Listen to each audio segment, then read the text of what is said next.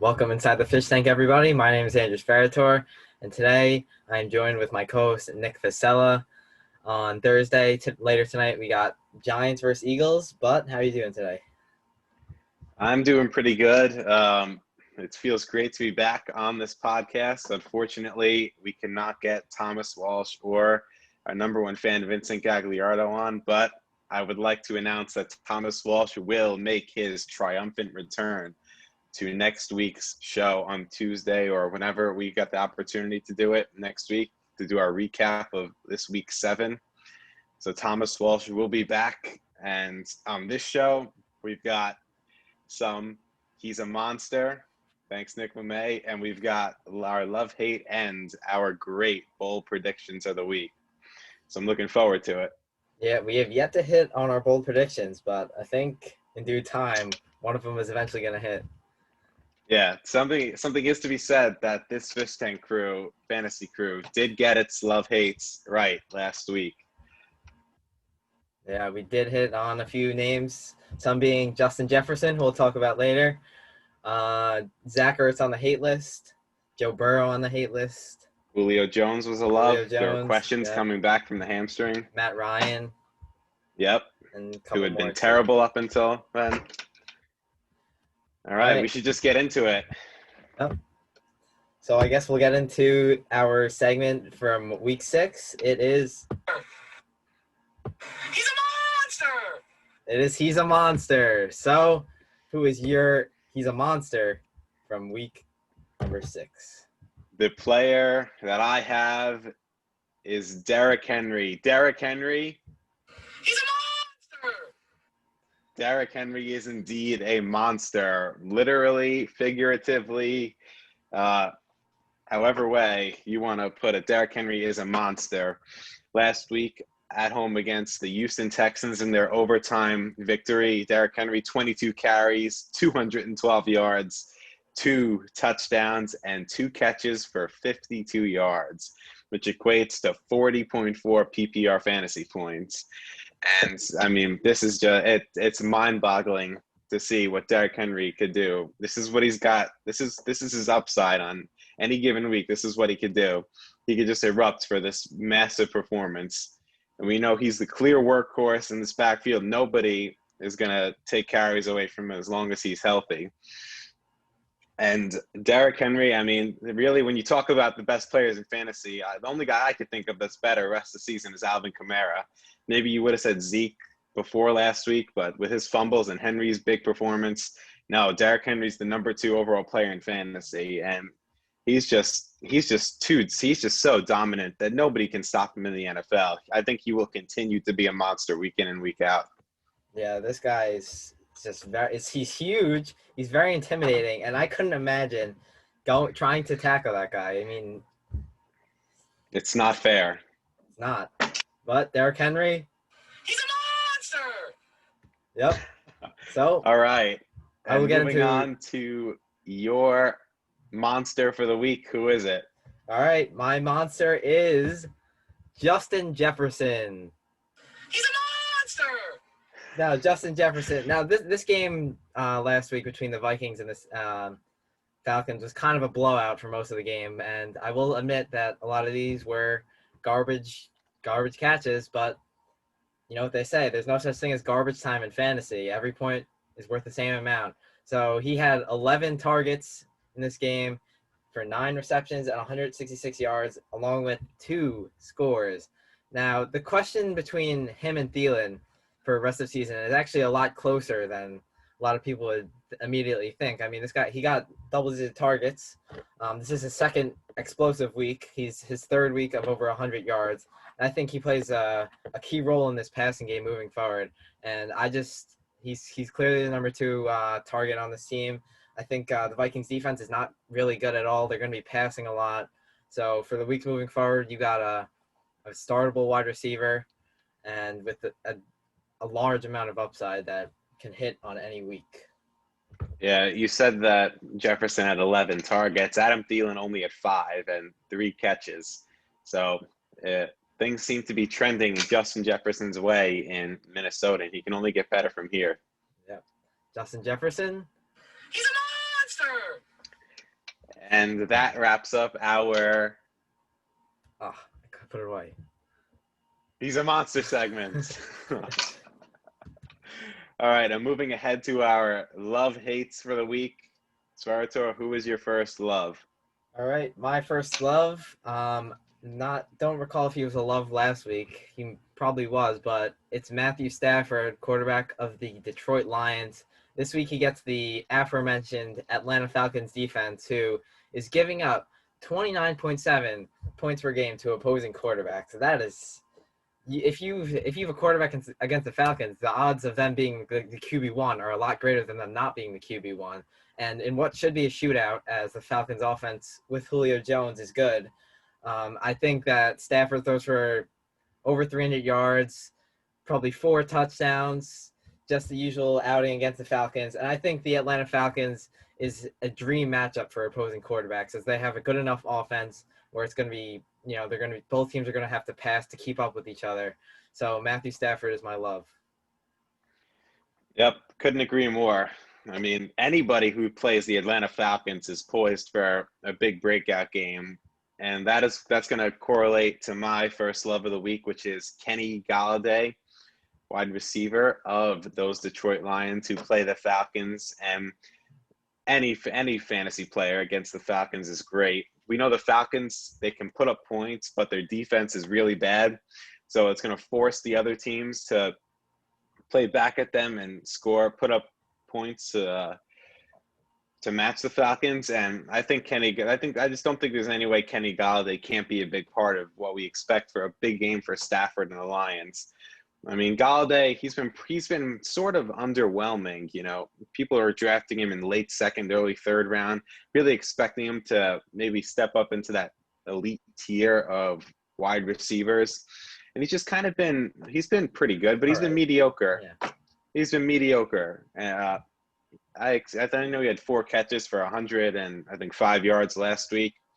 And I just expect this to be Kenny Galladay's really big breakout game. I was kind of expecting it last week, but this could be the game where he has like 8 catches for 150 yards and 2 touchdowns.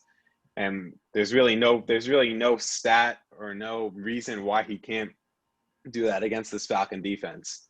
Yeah, we'll have more on Kenny Galladay later in the podcast. But I just want to go back to Matthew Stafford for a second here. All right, so on my roster, I have 2 quarterbacks, and they are Matthew Stafford and Ryan Tannehill. And last week, I started Stafford in what was supposed to be a great game against the Jaguars, but he only put up 12 points. And on my bench, I had Ryan Tannehill, who, as per usual, went off. So I lost because of that. Now, this week, Matthew Stafford plays the Falcons, and Ryan Tannehill plays the Pittsburgh Steelers. Now, there is no way I can take out Matthew Stafford when he's playing the Falcons, but I know for a fact that Tannehill's going to outscore him, and I'm going to lose because of it, and it's not going to be fun. And I know it's going to happen, but I'm still going to do the wrong thing. Yeah, having Ryan Tannehill on your bench last week and starting Matthew Stafford, who only had 30 pass attempts, or maybe it was even less than that. But that is, in a sentence, not what you want. Yeah, I lost by 1.5. Oh, going back to that loss. Let's talk more about that loss, actually. So going into the Monday night game between the Cardinals and the Cowboys, I was up, I believe it was 10.9 points, and I was going against Elliott. So I came into that night saying, please just make this loss quick. just score a touchdown in the first half or something. But no, Ezekiel Elliott does not score 11 points until the 6 minutes left in the fourth quarter. So I had to stay up that whole night, pooping my pants in nervousness because I was like, it's very scary when you're in that situation. And then, in garbage time, the Cowboys are down 3 touchdowns. Elliott, they're rotating between Pollard and Elliott. I see Elliott come in, and he makes a catch. I end up losing on a catch for 9 yards and going down by 0.1. But then he gets another catch later to spare me that shame, losing by 0.1. But anyway, that's just quote, not what you want. That's a disgrace. I mean, the fact we all knew going into that game, that you probably weren't going to win. The most consistent player in fantasy. Yep, you probably weren't going to win. But then Elliott, whoa, he doesn't have a great first half. And then he fumbles twice. He looks terrible. And that gives you false hope, because then later when it's a complete blowout, maybe just because Zeke he's their workhorse, maybe just take him out, because it's a blowout. There's no way they're winning the game, but they still rotate him back in. He makes those catches at the end. He tortures you for the whole night, making you think that you had some little hope, but it was not to be last week.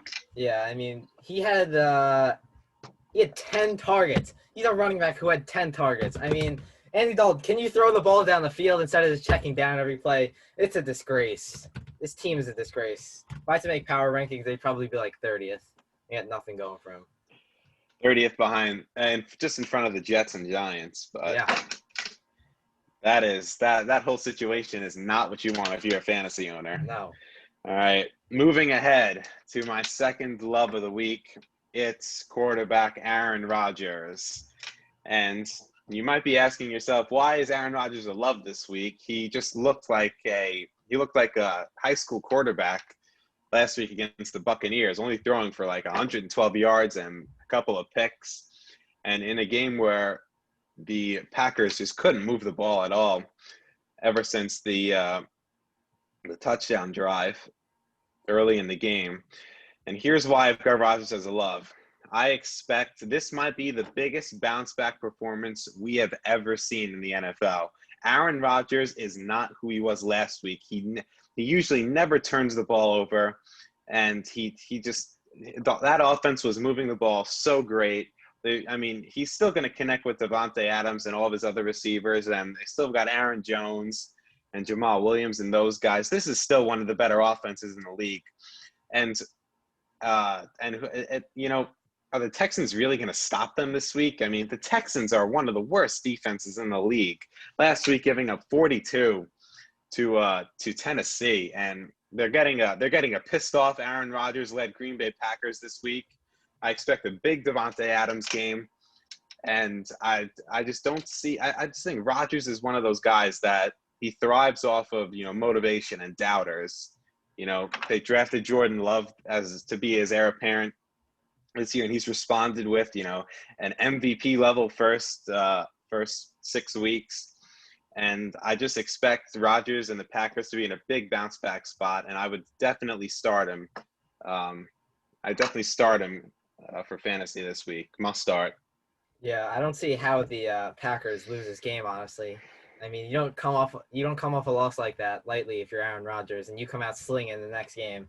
And by the way, that pick six that he threw in like the second quarter, I believe, that was only his third pick six of his career. So you don't really see it. You don't see that often. And then he came on the next drive and threw another interception. That just was not a good game by the Green Bay Packers as a whole. And like you said, they're gonna bounce back in a big way. But my second love of the week is going to be the soon-to-be number one receiver on the Cincinnati Bengals. It's T. Higgins, the rookie from Clemson. If not already the number one. If not already. He's playing the Cleveland Browns, who just got torched by the Pittsburgh Steelers last week. It was a blowout. And T. Higgins, I said he was going to be the soon-to-be number one. And he's played in 81% of the snaps in the last 2 weeks. And that is a very, optimistic stat, if you ask me. If you want a receiver that's going to be reliable in fantasy, they need to be playing on a decent amount of snaps, and that's exactly what T. Higgins is doing. And he's playing the Cleveland Browns, who are currently allowing the 30th most points to opposing wide receivers. I think if you considered last week a breakout game, then fine, but I think this is his true breakout game where he goes for over 100 yards, gets maybe double-digit receptions, and scores. Yep. Another one I also agree with. T. Higgins is the future in Cincinnati, and he looks tremendous. Yeah, I mean, he looks like a tight Joe end. Burrow clearly loves throwing to him, and with the fading, although AJ Green had a really nice game last week, but up until then, it seems like he's been fading. And Tyler Boyd, he is what he is. He's going to be their slot receiver. But T. Higgins, I don't see a way how you could hate T. Higgins, and I think he definitely is a love this week. Yeah, I just want to say one more thing. I think AJ Green's involvement is going to hurt Tyler Boyd more than it's going to hurt T. Higgins, and this is because the first 5 weeks, AJ Green was the guy who ran downfield, and he never really connected with Joe Burrow on those passes. I believe he has the most air yards for any wide receiver in the NFL, or he's like top 3 or something. But last week he actually ran more shorter routes, which is Tyler Boyd's role, while T. Higgins more the downfield guy. So I think that's why Boyd would get hurt more than Higgins would. Also, what was I going to say? All right, if I think about it, I'll come back. But here's what I was going to say. I think AJ Green has a chance to get traded at the trade deadline. AJ Green, I think he's best suited helping a contender rather than this young and up and coming Cincinnati Bengal team, because they need to get more guys like T. Higgins getting more snaps and being the number one there. So I think that's their future. So I'd watch out for AJ Green at the trade deadline. All right, moving forward, my third love of the week is Ronald Rojo Jones, running back, Tampa Bay Buccaneers. And Rojo, he's been tremendous his last 3 weeks with Fournette out and with Fournette in. It doesn't matter. I don't care at all. Rojo is the top dog in Tampa Bay. His last 3 games, he's had 26, 20, and 25 touches, which are workhorse numbers. And it seems pretty clear that over the last 3 weeks that Tampa Bay, Bruce Arians, Tom Brady, this offense just prefers to run the ball more and take pressure off of the 43-year-old Tom Brady. And I don't expect that trend to slow down or stop this week. The Raiders are 31st against the run, which is more than a great matchup for Ronald Jones this week. And I just think Tampa Bay's got a great defense, which is a good recipe for Ronald Jones to get the ball more. And I expect them to win this game or be up in this game against the Raiders, who are pretty banged up. They just sent 4 offensive linemen to the COVID list. So I just think that's going to be more work for Ronald Jones in the third and fourth quarter. And Rojo's been a pretty solid pass catcher this year, too. Although he's dropped some passes, but he's still going to get targets from Tom Brady, who likes dumping it off to the running back. Yeah, I think that one aspect of Rojo's game that he can improve is his passing game work.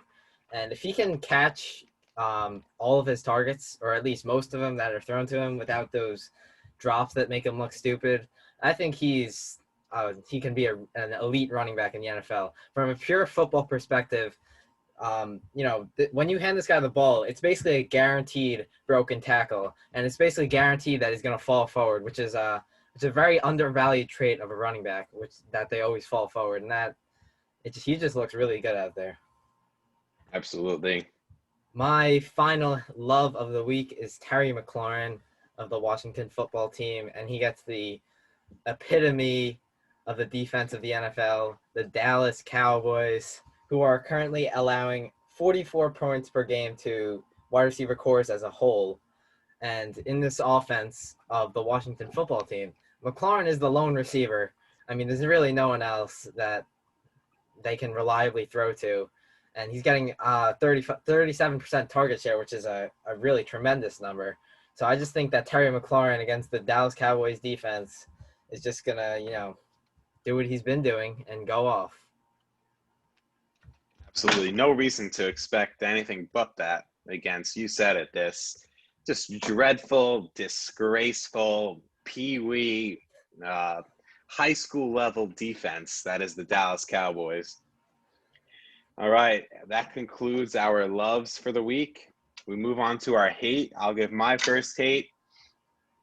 And I might get some hate for putting this guy as a hate, because I hate this guy a lot just throughout the course of the fantasy football season. It is Allen Robinson. I've been known on this show to be an Allen Robinson hater. And Unjustified. This week I think it is justified. because he gets the second best team against wide receivers in the LA Rams, and he's going to get coverage from one of the best cornerbacks in the league, Jalen Ramsey. And I think it correlates with just my outlook of this game, which is I don't think it's going to be a high-scoring game. I just think these teams just aren't very exciting for me. You know, the quarterbacks aren't great.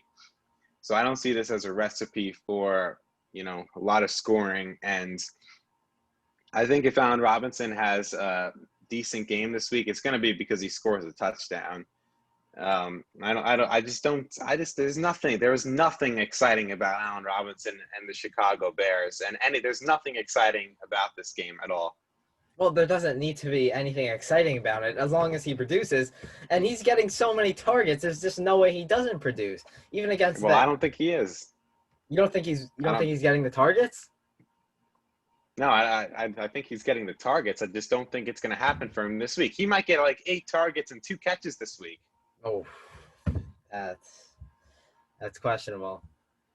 But anyway, my hate is going to be the entire Patriots backfield against the tout San Francisco 49ers defense. I don't know why you're shaking your head to a defense that's allowing the second most points to running backs this season. And that's against and this backfield especially, that's so crowded. It's got Damian Harris, Rex Burkhead, and James White. There's just no way. I don't think you can start any of these guys besides James White, who obviously has the high floor with confidence. I mean, they're really not getting enough work to, you know, say I'm going to plug this guy into my lineup. He's going to get enough touches to produce in fantasy, and that's it. James White is absolutely startable. That's why I said besides James White. All right, but he's a part of the backfield, though. I mean, he's a part of the New England backfield. Okay. In his last 3 games, he's had 20 targets. Last week he had 9 targets. And the week before, 7 catches for 38 yards, 8 catches, 65 yards. James White should be in your lineup this week. That's a terrible hate to have. I'd say pick a guy, pick Damian Harris or pick Rex Burkhead. James White is startable this week. By the way, you said that he got 20 targets last week. 20 targets in the last 3 weeks. Oh, okay. I'm sorry. Misheard you there. But I would personally not be playing James White. That's just me. Ugh. That's a yikes take. All right.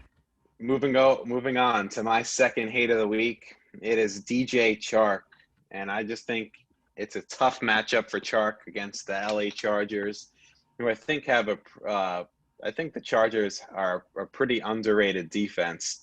And when I look at the Jacksonville passing attack, I just think they like to spread the ball a lot, too much for my liking. I think Minshew, he spreads it. Obviously, Chark gets his share, but they spread it to guys like Laviska Shenault, the rookie this year, and Keelan Cole, who we didn't expect to be anything. So I don't see a ton of upside for Chark in this game. Yeah, I believe he had 14 targets last week, though, which is it's a very high number. In a game where right out of the start they were trailing in that game. So well, they're going to be trailing in every game. All right, but I just don't see it happening this week against what I think is a pretty solid defense. It was tough against wide receivers too. Okay. My second hate of the week is Josh Jacobs, running back of the Las Vegas Raiders. He gets the Tampa Bay Buccaneers defense, who is surprisingly great this year. And they got a lot of big names on that defense that are starting to get recognized because of the amount of primetime games that they're playing. But going back to Josh Jacobs, you mentioned it earlier. 4 of his starting O-linemen have gone on the COVID list.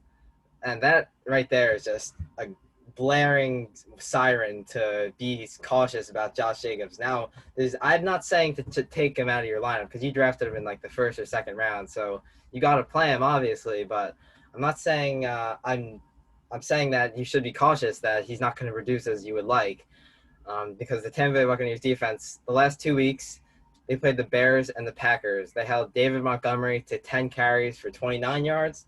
And last week they held Aaron Jones, who's probably a top 3 running back in the NFL right now, to 10 carries for 15 yards.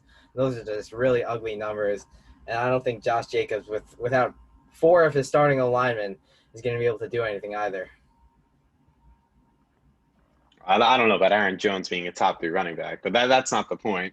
The point is that Tampa Bay we always knew they were great against the run, even last year. And it's as you said, it's a recipe for disaster this week against Jacobs, who I think the Raiders could be trailing in that game. There's a good chance they'll be trailing. And when they trail, they like to get guys, good pass catchers like Jalen Richard and Devontae Booker involved too. So I just don't think it's going to be a great game script for Jacobs this week. And moving on to my third hate of the week, it's going back to that San Francisco-New England game. It's wide receiver Deebo Samuel, and it's for similar reasons against why I had Robinson as my hate, and it's just because he's going to get coverage from the best cornerback I think in the league, although he hasn't really played like it this year, but I just still think that it's going to be a tough matchup for Deebo Samuel, who's going to get coverage from those great New England corners and the great secondary. And San Francisco, we know what they do. They like to run the ball a lot. I just think it's going to be Deebo's going to have a really tough time competing for targets in that offense. I can't say I disagree with you, but I think Deebo's sluggish start is in part because he's coming off the injury and he's starting to get used to that offense. Obviously, last game he had a nice week. He got over 60 yards with 6 receptions and a touchdown. So I wouldn't be even if he doesn't produce this week, I wouldn't be too I'm going to drop Deebo Samuel. He's not doing anything. Our final hate of week 7 is going to be the Rams tight end Tyler Higbee against the Chicago Bears. Now, let me just tell you how much of a disgrace the tight end position is this year. Tyler Higbee is a guy, aside from that 3-touchdown game he had in week 2, he has not put up over 9 fantasy points in the game, and he is still the 8th tight end on the year. That is just disgraceful. I mean, Tyler Higbee, obviously at the end of last year, had an amazing stretch where he had over 100 receiving yards in 5 straight games. But that was because Gerald Everett, who's also a tight end on the Rams, did not play those weeks. And that is the reason why Tyler Higbee was so involved in this offense. And against the Chicago Bears defense, who's just really tough, they're really not allowing points to anybody. I would not be playing Tyler Higbee. Go on the waiver wire and find someone else. I agree. Tyler Higbee he's a major disappointment this year. He had a great stretch run at the end of last year, and he's just been a complete dud this year outside of that 3-touchdown game at Philly. But I don't know. Tyler Higbee, I think I'd drop him if I had him up until this point. I would not be opposed. All right, that concludes our love-hate segment for the week. And now we move on to our bold predictions for week 7 in the NFL. Andrew Sparator, give us your bold prediction. All right. Last week, my bold prediction was that Drake and Edmonds would combine for 3 touchdowns. They only combined for 2. But that's all right. Because this week, I'm going to get it right. And my bold prediction is that 3 of the top 4 wide receivers on the week, just in total, will be a part of the Lions-Falcons game. And those 3 wide receivers will obviously be Kenny Golladay, Julio Jones, and Calvin Ridley in no particular order. But they will end up being 3 of the top 4 wide receivers. Yeah, I can't disagree because I mean, anybody who plays the Falcon game is always a shootout every single week. And I would not be surprised if that happens. And my bold prediction for week 7, last week, my bold prediction was Ryan Fitzpatrick would not have as good of a game as people thought. And I actually think that kind of came to fruition. Yeah. Although he threw 3 touchdown passes, he still threw 2 picks late, and he he got taken out at the end for Tua, and I think he only scored 16 fantasy points. So it wasn't what people expected, but still wasn't a horrendous game. All right, but this week, my bold prediction is that Justin Jackson will be a top 12 running back. And I just think Justin Jackson is the number one right now in Los Angeles. Joshua Kelly did not look as good as Justin Jackson did. Justin Jackson, he's the pass-catching running back. He's the 2-minute drill back. And I just expect a pretty big game for Justin Jackson. I think if he scores, he's golden. That could be like 20 in fantasy points and above because he catches a lot of passes and he just looks better than Joshua Kelly. And he gets the horrendous Jacksonville Jaguar defense, who just got shredded apart by DeAndre Swift and Adrian Peterson. Yeah, I think that there's really no reason why Justin Jackson can't put up Austin Eckler-like numbers. I mean, he's got basically the same skill set as Austin Eckler. He's a great pass-catching running back. He's a good runner, too. And if he scores, like you said, he can put up over 20 points. So I think he can easily hit that top 12 or running back 1 mark this week. And just going back to Ryan Fitzpatrick for a second, the Miami Dolphins have named Tua Tagovailoa as their starting quarterback, which is to basically everyone in the NFL world. It was a very surprising move, as the Dolphins are second place in the NFC East. Sorry, I'm blanking. AFC the Dolphins, East. The AFC East. Yeah. Yeah, I mean, it was pretty shocking to me, but Tua is clearly the future there, and I get the hunch that Ryan Fitzpatrick. We know the Dolphins were a kind of a borderline playoff team, and they have a chance to get in the playoffs. So everyone's saying, why it doesn't make sense to go to Tua? You got a chance to make the playoffs, but maybe this guy was just tremendous in practice. Maybe he was just lighting it up, and they said, we can't keep this guy on the bench. So I think that could definitely be the case moving forward.